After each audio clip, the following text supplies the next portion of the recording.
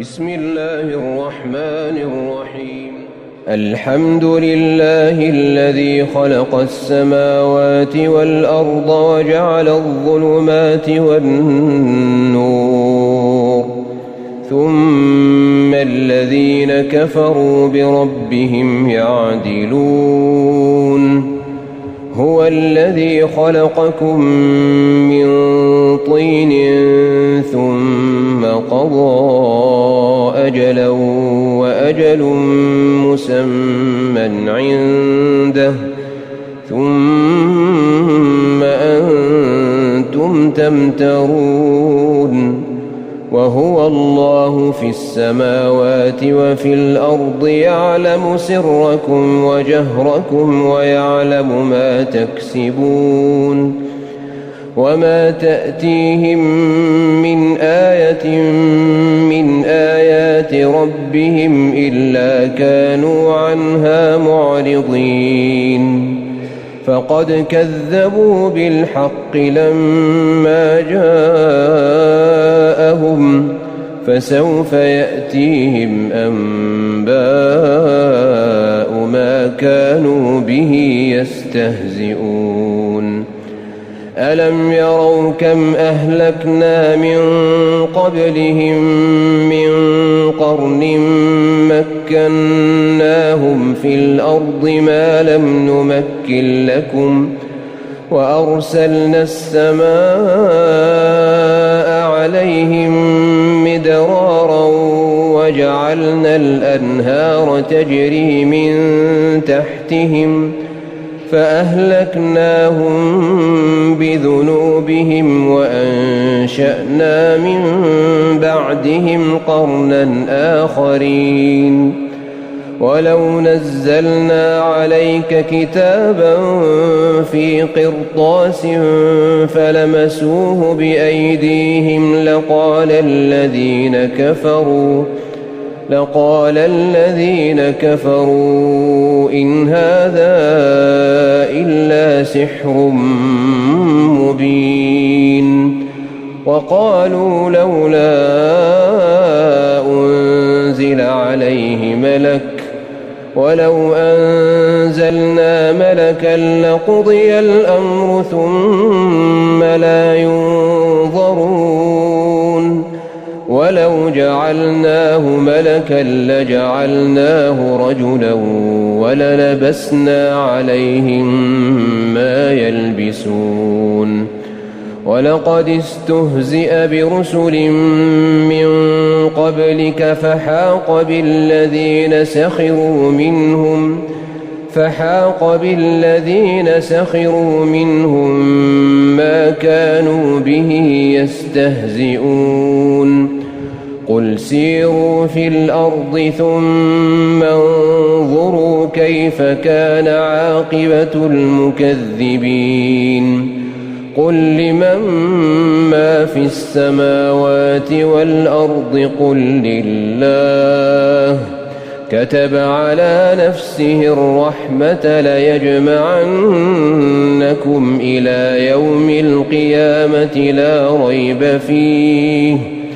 الذين خسروا أنفسهم فهم لا يؤمنون.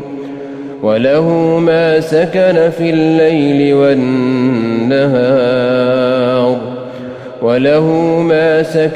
الليل والنهار وهو السميع العليم. قل أغير الله أتخذ وليا فاطر السماوات والأرض وهو يطعم ولا يطعم. قل إني أمرت أن أكون أول من أسلم ولا تكونن من المشركين. قل إني أخاف إن عصيت ربي عذاب يوم عظيم. من يصرف عنه يومئذ فقد رحمه وذلك الفوز المبين. وإن يمسسك الله بضر فلا كاشف له إلا هو، وإن يمسسك بخير فهو على كل شيء قدير، وهو القاهر فوق عباده، وهو الحكيم الخبير. قل أي شيء أكبر شهادة؟ قل الله شهيد بيني وبينكم، وأوحي إلي هذا القرآن لأنذركم به ومن بلغ. أئنكم لتشهدون أن مع الله آلهة أخرى؟ قل لا أشهد. قل إنما هو إله واحد وإنني بريء مما تشركون. الذين آتيناهم الكتاب يعرفونه كما يعرفون أبناءهم، الذين خسروا أنفسهم فهم لا يؤمنون. ومن أظلم ممن افترى على الله كذبا أو كذب بآياته، إنه لا يفلح الظالمون. ويوم نحشرهم جميعا ثم نقول للذين أشركوا أين شركاؤكم الذين كنتم تزعمون؟ ثم لم تكن فتنتهم إلا أن قالوا والله ربنا ما كنا مشركين.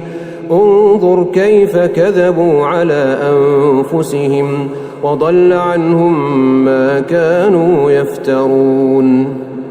ومنهم من يستمع إليك وجعلنا على قلوبهم أكنة أن يفقهوه وفي آذانهم وقرا، وإن يروا كل آية لا يؤمنوا بها، حتى إذا جاءوك يجادلونك يقول الذين كفروا إن هذا إلا أساطير الأولين.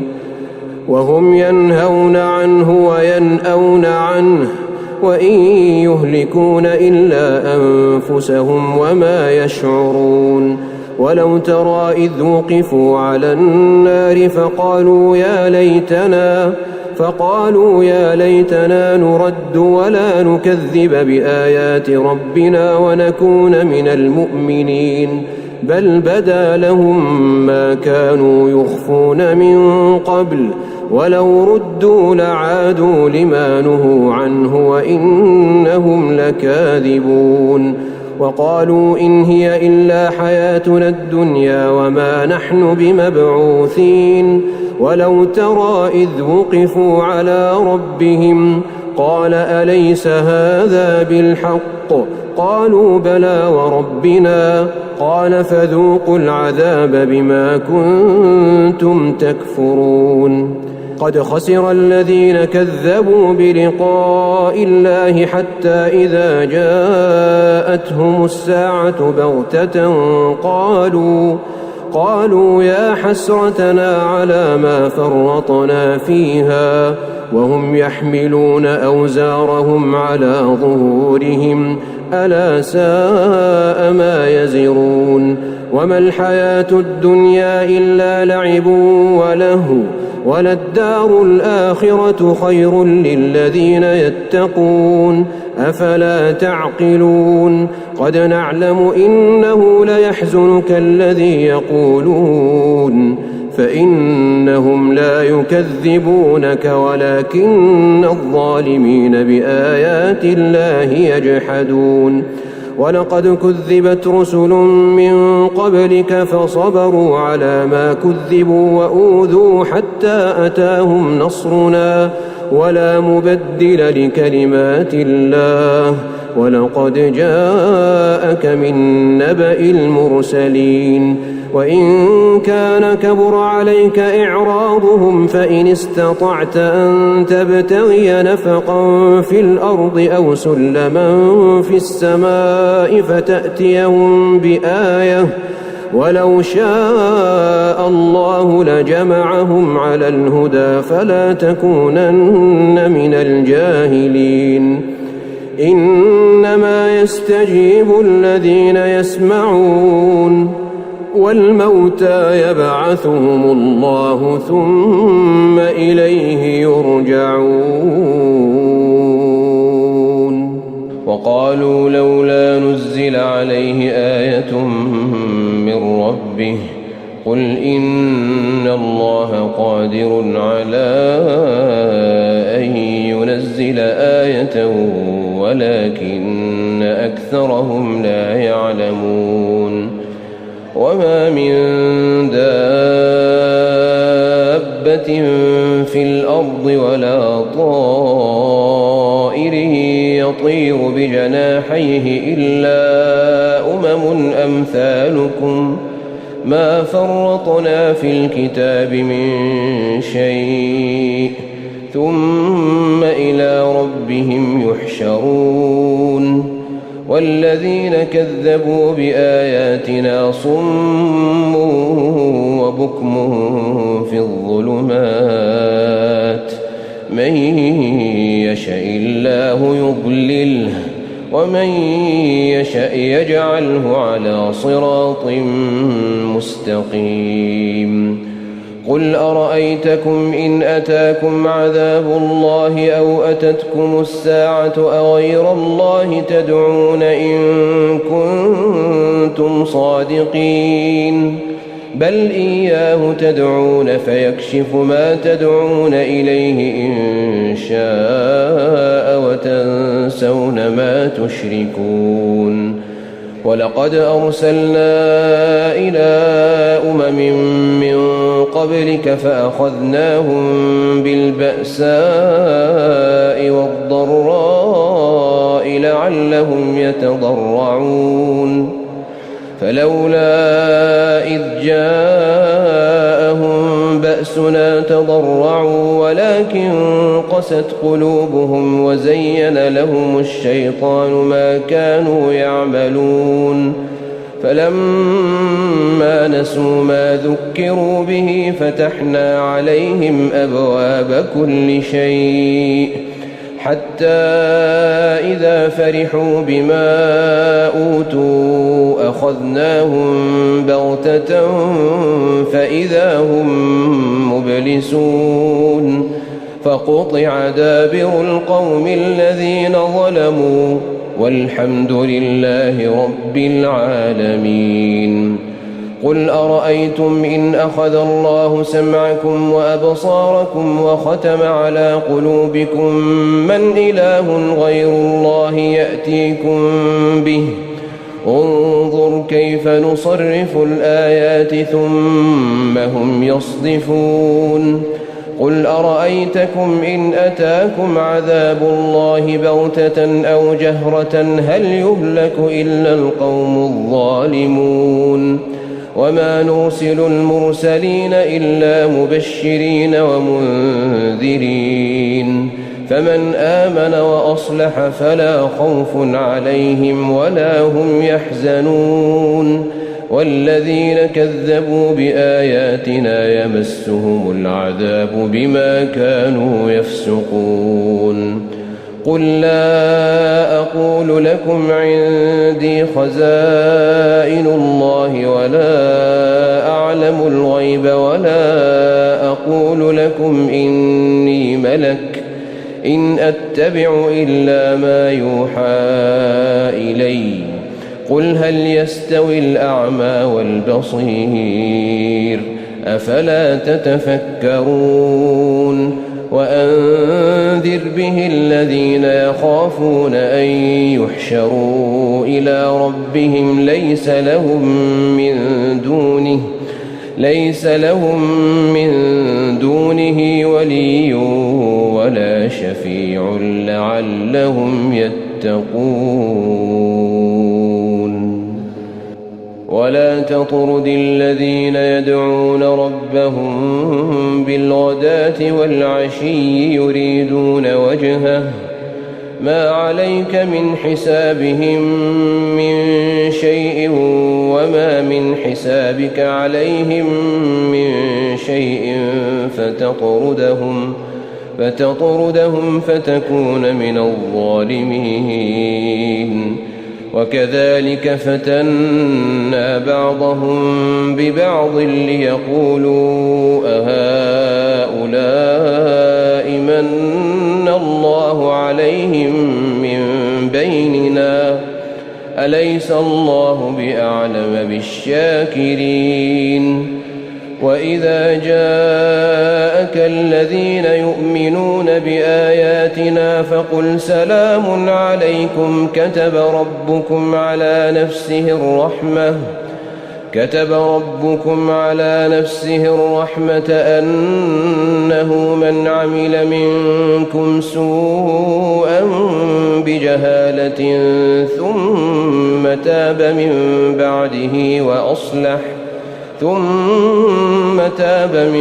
بعده وأصلح فأنه غفور رحيم وكذلك نفصل الآيات ولتستبين سبيل المجرمين قل إني نهيت أن أعبد الذين تدعون من دون الله قل لا أتبع أهواءكم قد ضللت إذا وما أنا من المهتدين قل إني على بينة من ربي وكذبتم به ما عندي ما تستعجلون به إن الحكم إلا لله يقص الحق وهو خير الفاصلين قل لو أن عندي ما تستعجلون به لقضي الأمر بيني وبينكم والله أعلم بالظالمين وعنده مفاتح الغيب لا يعلمها إلا هو ويعلم ما في البر والبحر وما تسقط من ورقة إلا يعلمها ولا حبة في ظلمات الأرض ولا رطب ولا يابس إلا في كتاب مبين وهو الذي يتوفاكم بالليل ويعلم ما جرحتم بالنهار ثم يبعثكم فيه ليقضى أجل مسمى ثم إليه مرجعكم ثم ينبئكم بما كنتم تعملون وهو القاهر فوق عباده ويرسل عليكم حفظة حتى إذا جاء أحدكم الموت توفته رسلنا وهم لا يفرطون ثم ردوا إلى الله مولاهم الحق ألا له الحكم وهو أسرع الحاسبين قل من ينجيكم من ظلمات البر والبحر تدعونه تضرعا وخفية لئن أنجانا من هذه لنكونن من الشاكرين قل الله ينجيكم منها ومن كل كرب ثم أنتم تشركون قل هو القادر على أن يبعث عليكم عذابا من فوقكم أو من تحت أرجلكم أو يلبسكم شيعا ويذيق بعضكم بأس بعض. انظر كيف نصرف الآيات لعلهم يفقهون.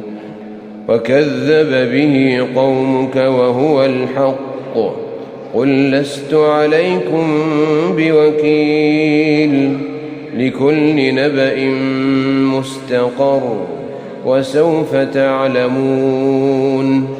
وإذا رأيت الذين يخوضون في آياتنا فأعرض عنهم حتى يخوضوا في حديث غيره وإما ينسينك الشيطان فلا تقعد بعد الذكرى مع القوم الظالمين. وما على الذين يتقون من حسابهم من شيء ولكن ذكرى لعلهم يتقون. وذر الذين اتخذوا دينهم لعبا ولهوا وغرتهم الحياة الدنيا وذكر به أن تبسل نفس بما كسبت ليس لها من دون الله ولي ولا شفيع وإن تعدل كل عدل لا يؤخذ منها. أولئك الذين أبسلوا بما كسبوا لهم شراب من حميم وعذاب أليم بما كانوا يكفرون. قل أندعو من دون الله ما لا ينفعنا ولا يضرنا ونرد على أعقابنا بعد إذ هدانا الله كالذي استهوته الشياطين في الأرض حيران له أصحاب يدعونه إلى الهدى ائتنا. قل إن هدى الله هو الهدى وأمرنا لنسلم لرب العالمين وأن أقيموا الصلاة واتقوه وهو الذي إليه تحشرون. وهو الذي خلق السماوات والأرض بالحق ويوم يقول كن فيكون قوله الحق وله الملك يوم ينفخ في الصور عالم الغيب والشهادة وهو الحكيم الخبير.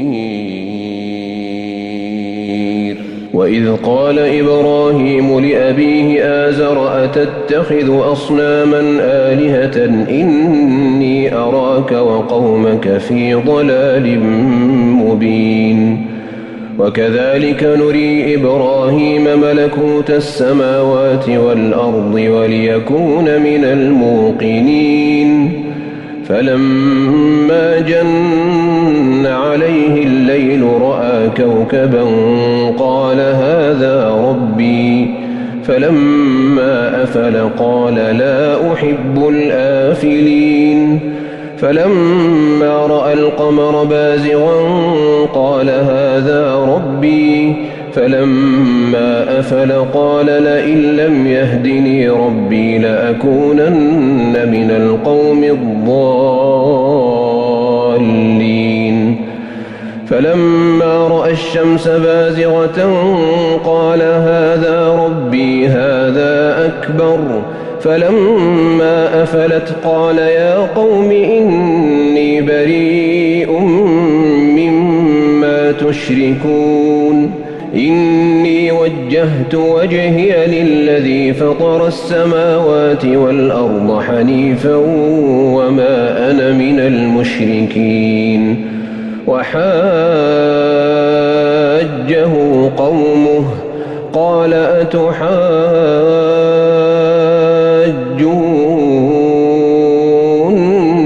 في الله وقد هدان ولا أخاف ما تشركون به إلا أن يشاء ربي شيئا وسع ربي كل شيء علما أفلا تتذكرون.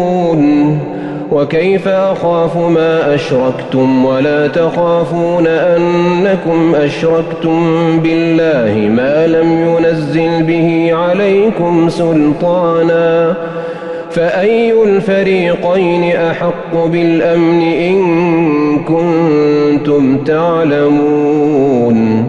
الذين آمنوا ولم يلبسوا إيمانهم بظلم أولئك لهم الأمن وهم مهتدون. وتلك حجتنا آتيناها إبراهيم على قومه نرفع درجات من نشاء إن ربك حكيم عليم. ووهبنا له إسحاق ويعقوب كلا هدينا ونوحا هدينا من قبل ومن ذريته داود وسليمان وأيوب ويوسف وموسى وهارون وكذلك نجزي المحسنين. وزكريا ويحيى وعيسى وإلياس كل من الصالحين وإسماعيل واليسع ويونس ولوطا وكلا فضلنا على العالمين. ومن آبائهم وذرياتهم وإخوانهم واجتبيناهم وهديناهم إلى صراط مستقيم. ذلك هدى الله يهدي به من يشاء من عباده ولو أشركوا لحبط عنهم ما كانوا يعملون. أولئك الذين آتيناهم الكتاب والحكم والنبوة فإن يكفر بها هؤلاء فقد وكلنا بها قوما ليسوا بها بكافرين. أولئك الذين هدى الله فبهداه مقتده قل لا أسألكم عليه أجرا إن هو إلا ذكرى للعالمين. وما قدروا الله حق قدره إذ قالوا ما أنزل الله على بشر من شيء قل من أنزل الكتاب الذي جاء به موسى نورا وهدى للناس تجعلونه قراطيس تبدونها وتخفون كثيرا وعلمتم ما لم تعلموا أنتم ولا آباؤكم قل الله ثم ذرهم في خوضهم يلعبون. وهذا كتاب أنزلناه مبارك مصدق الذي بين يديه ولتنذر أم القرى ومن حولها والذين يؤمنون بالآخرة يؤمنون به وهم على صلاتهم يحافظون. ومن أظلم ممن افترى على الله كذبا أو قال أوحي إلي ولم يوح إليه شيء ومن قال سأنزل مثل ما أنزل الله. ولو ترى إذ الظالمون في غمرات الموت والملائكة باسطوا أيديهم أخرجوا أنفسكم اليوم تجزون عذاب الهون بما كنتم تقولون على الله غير الحق وكنتم عن آياته تستكبرون ولقد جئتمونا فرادا كما خلقناكم أول مرة وتركتم ما خولناكم وراء ظهوركم وما نرى معكم شفعاءكم الذين زعمتم أنهم فيكم شركاء لقد تقطع بينكم وضل عنكم ما كنتم تزعمون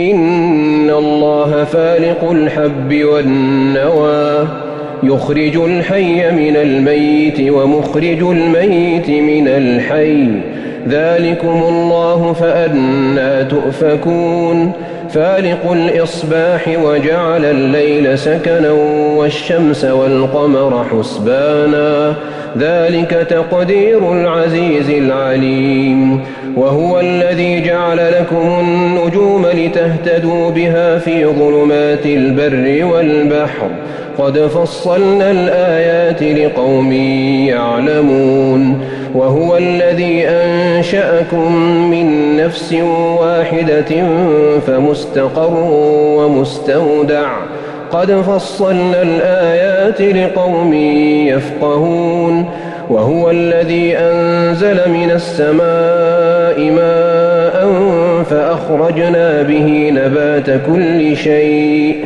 فأخرجنا منه خضرا نخرج منه حبا متراكبا ومن النخل من طلعها قنوان دانية وجنات من أعناب والزيتون والرمان مشتبها وغير متشابه انظروا إلى ثمره إذا أثمر وينعه إن في ذلكم لآيات لقوم يؤمنون وجعلوا لله شركاء الجن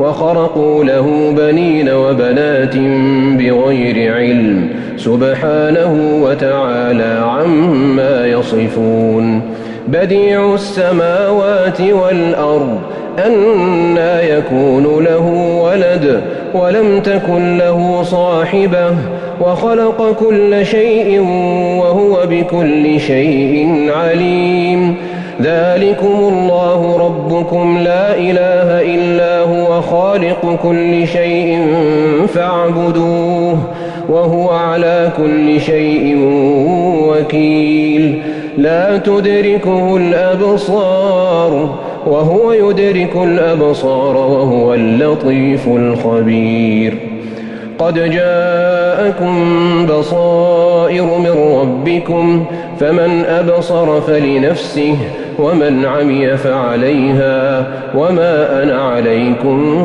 بحفيظ وكذلك نصرف الآيات وليقولوا درست ولنبينه لقوم يعلمون اتبع ما أوحي إليك من ربك لا إله إلا هو وأعرض عن المشركين ولو شاء الله ما أشركوا وما جعلناك عليهم حفيظا وما أنت عليهم بوكيل ولا تسبوا الذين يدعون من دون الله فيسبوا الله عدوا بغير علم كذلك زينا لكل أمة عملهم ثم إلى ربهم مرجعهم فينبئهم بما كانوا يعملون وأقسموا بالله جهد أيمانهم لئن جاءتهم آية ليؤمنن بها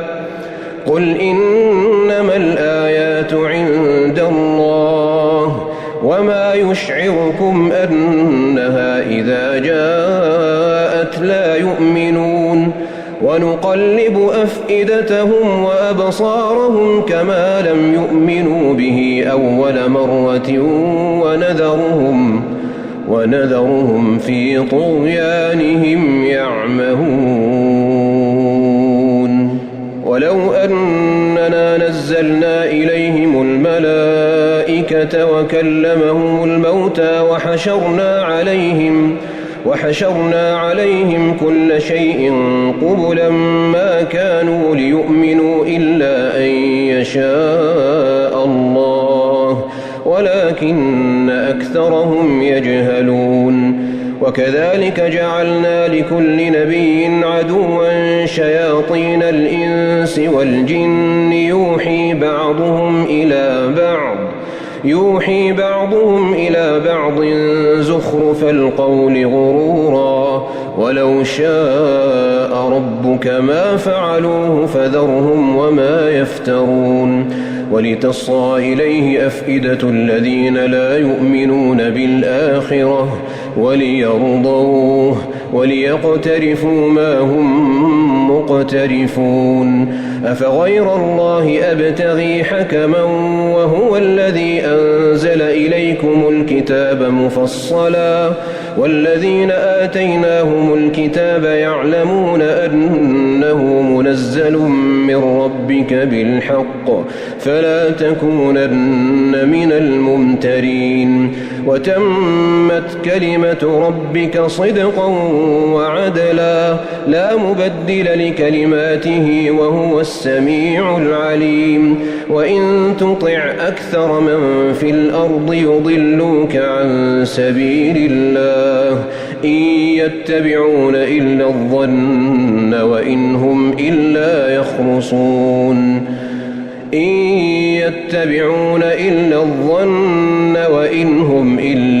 يخرصون. إن ربك هو أعلم من يضل عن سبيله وهو أعلم بالمهتدين. فكلوا مما ذكر اسم الله عليه إن كنتم بآياته مؤمنين.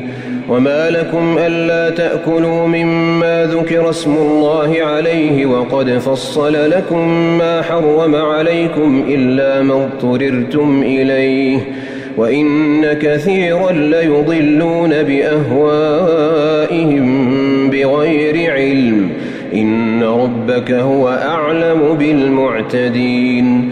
وذروا ظاهر الإثم وباطنه إن الذين يكسبون الإثم سيجزون بما كانوا يقترفون.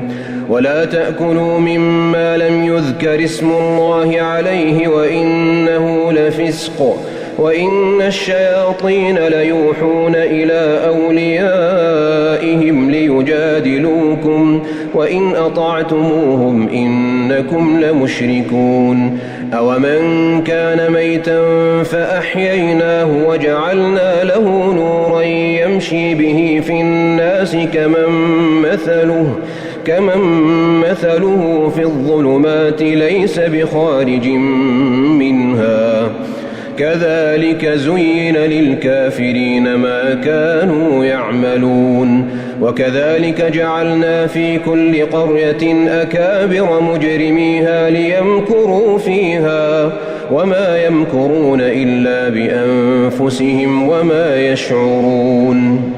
وإذا جاءتهم آية قالوا لن نؤمن حتى نؤتى مثل ما أوتي رسل الله أعلم حيث يجعل رسالته سيصيب الذين أجرموا صغار عند الله وعذاب شديد بما كانوا يمكرون. فمن يرد الله أن يهديه يشرح صدره للإسلام ومن يرد أن يضله يجعل صدره ضيقا حرجا كأنما يصعد في السماء كذلك يجعل الله الرجس على الذين لا يؤمنون. وهذا صراط ربك مستقيما قد فصلنا الآيات لقوم يذكرون. لهم دار السلام عند ربهم وهو وليهم بما كانوا يعملون. ويوم يحشرهم جميعا يا معشر الجن قد استكثرتم من الإنس وقال أولياؤهم من الإنس ربنا استمتع بعضنا ببعض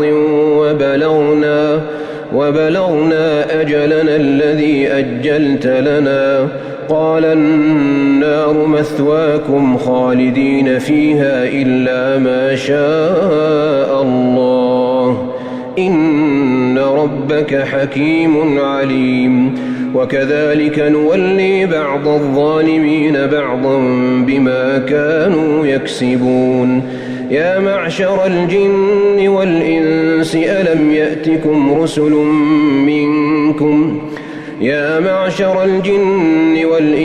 ألم يأتكم رسل منكم يقصون عليكم آياتي وينذرونكم لقاء يومكم هذا قالوا شهدنا على أنفسنا وغرتهم الحياة الدنيا وشهدوا على أنفسهم أنهم كانوا كافرين ذلك أن لم يكن ربك مهلك القرى بظلم وأهلها غافلون ولكل درجات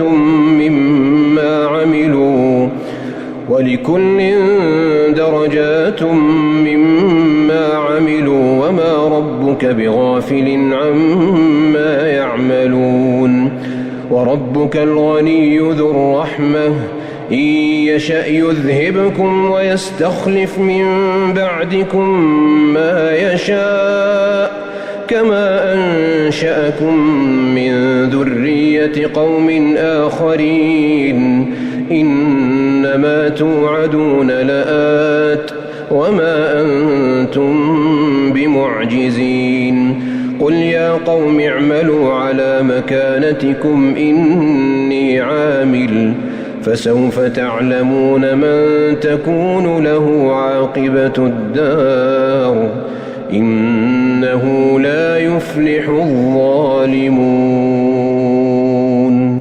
وجعلوا لله مما ذرأ من الحرث والأنعام نصيبا فقالوا هذا لله بزعمهم وهذا لشركائنا فما كان لشركائهم فلا يصل إلى الله وما كان لله فهو يصل إلى شركائهم ساء ما يحكمون وكذلك زين لكثير من المشركين قتل أولادهم شركاؤهم ليردوهم وليلبسوا عليهم دينهم ولو شاء الله ما فعلوه فذرهم وما يفترون وقالوا هذه أنعام وحرث حجر لا يطعمها إلا من نشاء بزعمهم وأنعام حرمت ظهورها وأنعام لا يذكرون اسم الله عليها افتراء عليه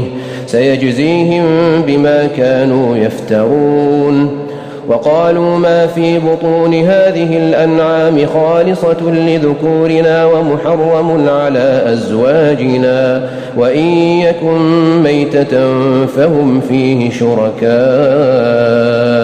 سيجزيهم وصفهم إنه حكيم عليم قد خسر الذين قتلوا أولادهم سفها بغير علم وحرموا ما رزقهم الله افتراء على الله قد ضلوا وما كانوا مهتدين وهو الذي أنشأ جنات معروشات وغير معروشات والنخل والزرع مختلفا أكله والزيتون والرمان متشابها وغير متشابه كلوا من ثمره إذا أثمر وآتوا حقه يوم حصاده ولا تسرفوا إنه لا يحب المسرفين ومن الأنعام حمولة وفرشا كلوا مما رزقكم الله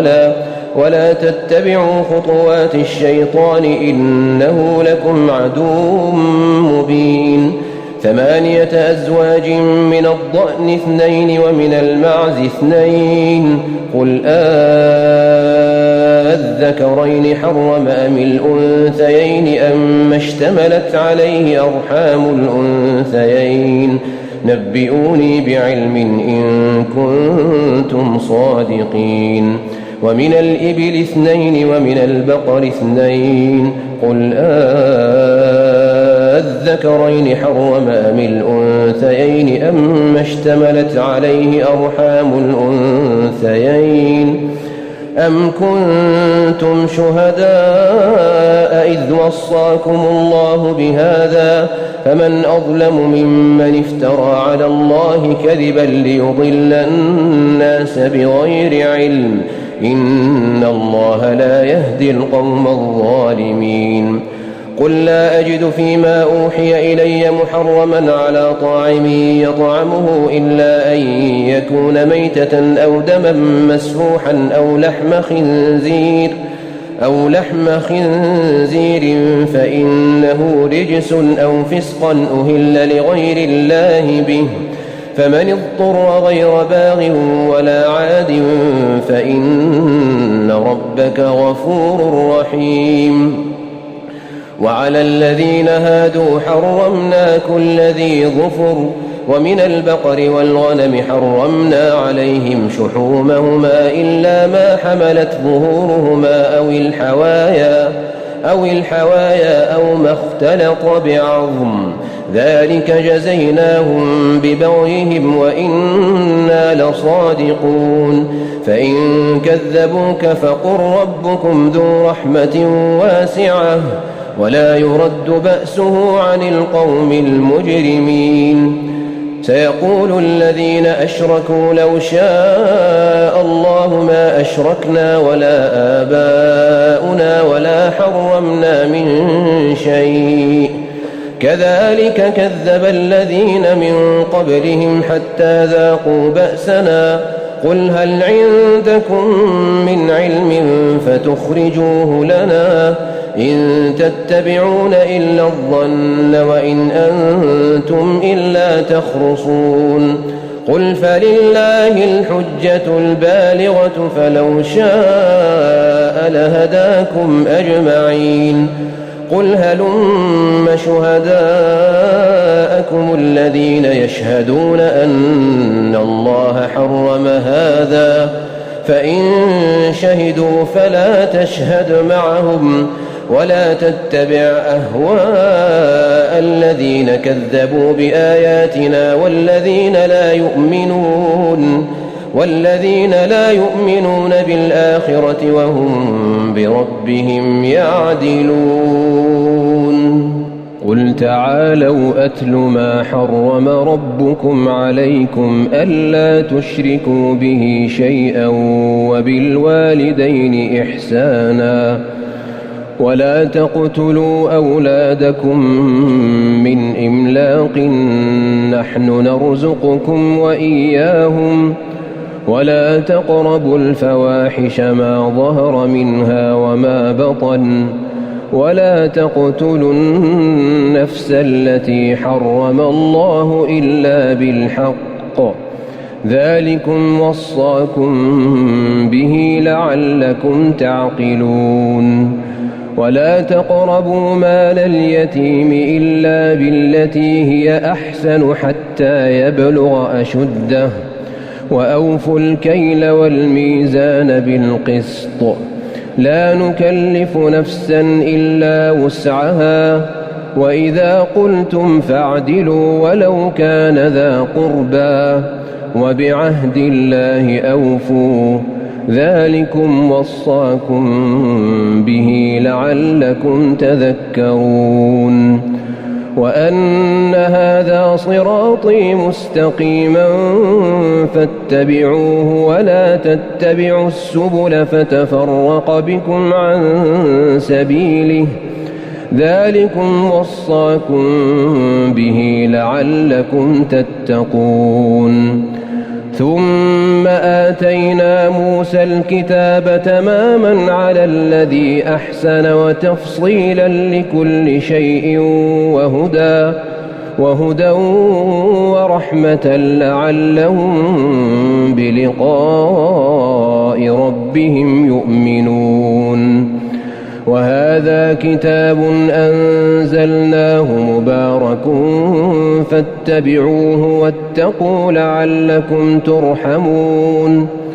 أن تقولوا إنما أنزل الكتاب على طائفتين من قبلنا وإن كنا عن دراستهم لغافلين.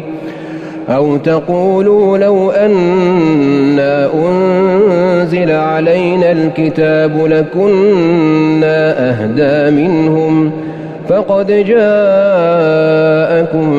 بينة من ربكم وهدى ورحمة فمن أظلم ممن كذب بآيات الله وصدف عنها.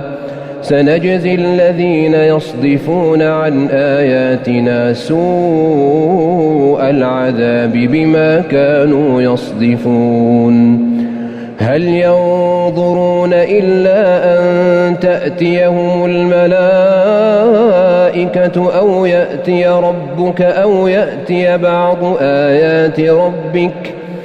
يوم يأتي بعض آيات ربك لا ينفع نفسا إيمانها لم تكن آمنت من قبل أو كسبت في إيمانها خيرا قل انتظروا إنا منتظرون. إن الذين فرقوا دينهم وكانوا شيعا لست منهم في شيء إنما أمرهم إلى الله ثم ينبئهم بما كانوا يفعلون. من جاء بالحسنة فله عشر أمثالها ومن جاء بالسيئة فلا يجزى إلا مثلها وهم لا يظلمون. قل إنني هداني ربي إلى صراط مستقيم دينا قيما ملة إبراهيم حنيفا وما كان من المشركين. قل إن صلاتي ونسكي ومحياي ومماتي لله رب العالمين لا شريك له وبذلك أمرت وأنا أول المسلمين. قل أغير الله أبغي ربا وهو رب كل شيء ولا تكسب كل نفس إلا عليها ولا تزر وازرة وزر أخرى ثم إلى ربكم مرجعكم فينبئكم بما كنتم فيه تختلفون. وهو الذي جعلكم خلائف الأرض ورفع بعضكم فوق بعض درجات ليبلوكم فيما آتاكم إن ربك سريع العقاب وإنه لغفور رحيم.